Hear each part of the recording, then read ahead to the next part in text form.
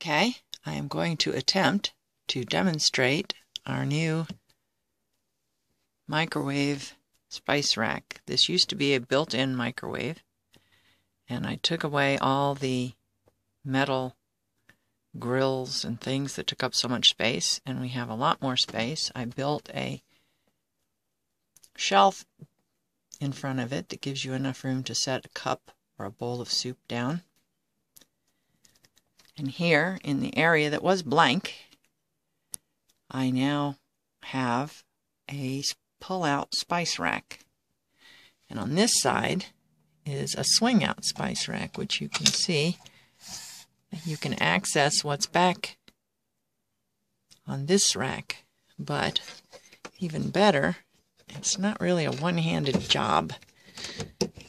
And I have that clasp up here so that it doesn't open while we're driving. But pull this out, you can see how much storage you have in the area that's usually just an empty space. And then the last section you access through this little door here, which is also a spice rack for the spices we use the most. It's very simple to build.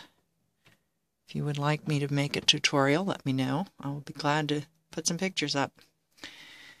And then, as you push this back in, the clasp pops up and latches it so that while you're driving, it can't move and nothing falls out. And now I actually have space for my plastic wrap up there, which is not the most attractive thing, but believe me, it's so nice. The other thing that's on my kitchen side, of course, is the giant dishwasher. So happy to have a real dishwasher. I have instructions, and exactly which one I purchased is on my blog.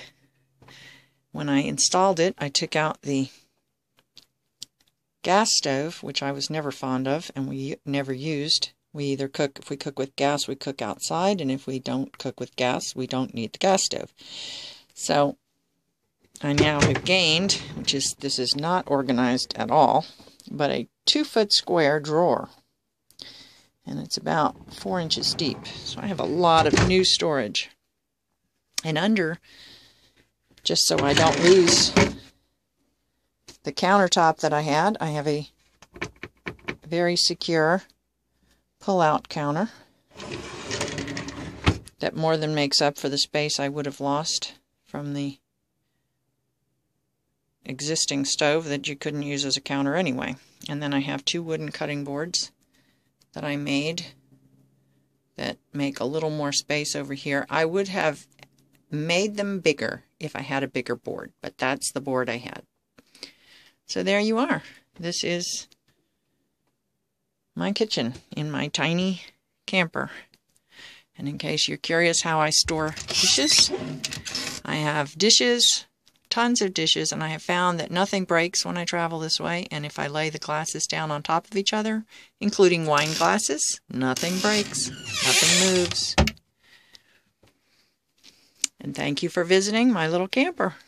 And I'll show you a little bit of a view of the whole camper as I end. That's it. That is as big as it is. Visit my blog, wackypup.com,